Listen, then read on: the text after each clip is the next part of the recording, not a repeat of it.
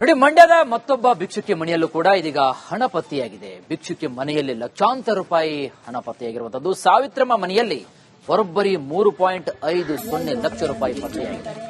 ಮೊನ್ನೆ ಹೂರೆಂಬಾಕೆ ಮನೆಯಲ್ಲಿ 8,40,000 ರೂಪಾಯಿ ಪತ್ತೆಯಾಗಿತ್ತು. ಇಂದು ಶ್ರೀರಂಗಪಟ್ಟಣದ ಸಾವಿತ್ರಮ್ಮ ಬಳಿ 3.5 ಲಕ್ಷ ರೂಪಾಯಿ ಪತ್ತೆಯಾಗಿದೆ. ಭಿಕ್ಷೆ ಬೇಡಿ ಜೀವನವನ್ನ ಸಾಗಾಟ ಮಾಡ್ತಾ ಇದ್ರಂತೆ ಸಾವಿತ್ರಮ್ಮ.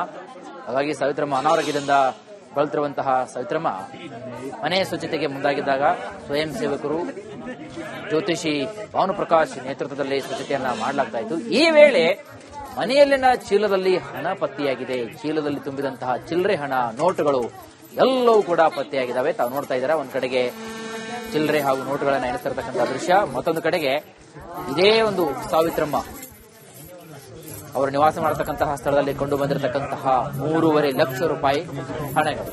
ಹಾಗಾಗಿ ಬಹುಶಃ ಇಟ್ಟಿರ್ತಾರೆ.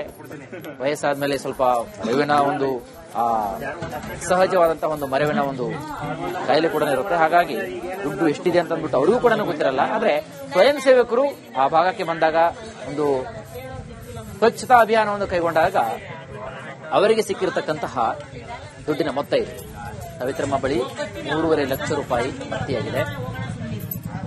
ದಿನವಿಡೀ ಜೀವನವನ್ನ ತಮ್ಮ ಭಿಕ್ಷೆಯಿಂದ ಭಿಕ್ಷಾಟನೆ ಮಾಡೋದ್ರ ಮುಖಾಂತರ ಬಂದಿರತಕ್ಕಂತಹ ಹಣವನ್ನ ಅವರು ಜೀವನವನ್ನ ನಡೆಸ್ತಾ ಇದ್ರು.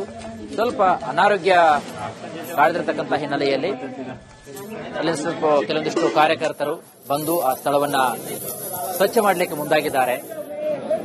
ಸ್ವಚ್ಛ ಮಾಡಬೇಕಾದ್ರೆ ಚೀಲದಲ್ಲಿ ದುಡ್ಡಿನ ಒಂದು ಗಂಟು ಈ ರೀತಿಯಾಗಿ ಪತ್ತೆಯಾಗಿರ್ತಕ್ಕಂಥದ್ದು. ಇಂದು ಸಾವಿತ್ರಮ್ಮ ಅವರ ಬಳಿ ಕಂಡು ಬಂದಿರತಕ್ಕಂತಹ 3.5 ಲಕ್ಷ ರೂಪಾಯಿಗಳನ್ನ ತಾವು ನಡೆಸ್ತಾ ಇದ್ದೀರಿ.